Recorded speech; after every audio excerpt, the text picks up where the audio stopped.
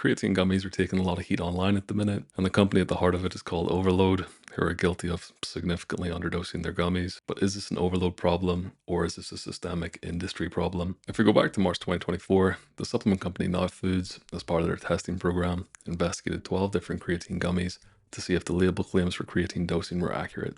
The results are provided in the table, with the rose and yellow indicating companies that failed the testing, i.e. they didn't meet the label claim. So a large proportion failed the testing and failed it pretty miserably. Now if you look at the shape of the gummies, you can clearly see similarities in some of their shapes, and if you match them to the number in the table, certain trends emerge. For example, 1, 8, and 10 all failed the testing, with their gummies being completely absent of creatine. And 4, 7, and 11 all passed the testing, with their label claim actually being lower than what Now found. The gummy shapes in both examples overlap, so it's pretty clear that a lot of brands are using the same supplier, and this is a big issue. When Now were conducting their testing, they actually found that most of the labs they consider as industry leading don't have validated testing protocols for gummies. And these quality control issues aren't specific to creatine gummies. If you go through Now Foods' catalog of supplement testing, QC issues are widespread across brands, ingredients, and delivery forms. Creatine gummies are just pretty sexy at the minute, so they're an easy target, but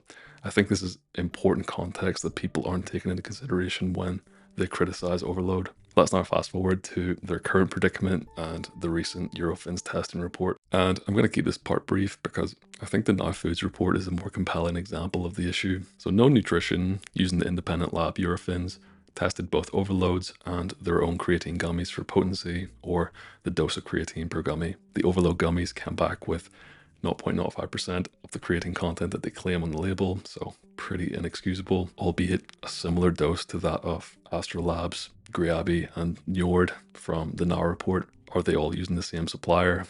Who knows?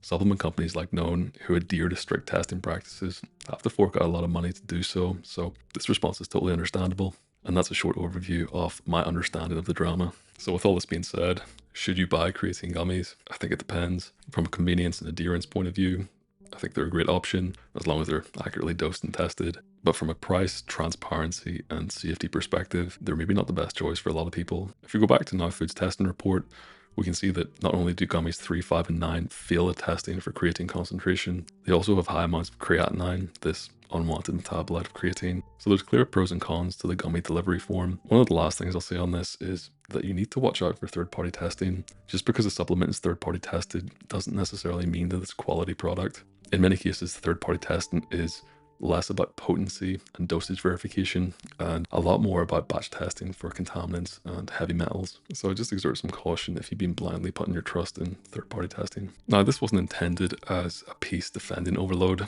It's more that I think this is less scandal, more run-of-the-mill. I generally think of Overload are getting criticized than half the industry who use proprietary blends in their products also need criticized. In this specific case, I actually think it's less sinister, especially given that the chosen ingredient the Overload guys are marketing is creatine, arguably the most scientifically robust dietary supplement to market. I'm not excusing it, I just don't think there was premeditated intent to scam the consumer. So from my perspective, if Overload are getting flack, then so too should all of the aforementioned creatine gummy companies that failed Now's testing and half the industry for using proprietary blends. So do I think this will shift consumer behavior?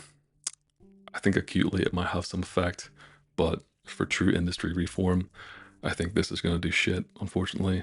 Yes, it's getting high profile attention, which is great to see, and I think that'll help. However, top-down approaches typically take a long time to implement. The individual needs to take responsibility. Can you critique a dietary supplement label?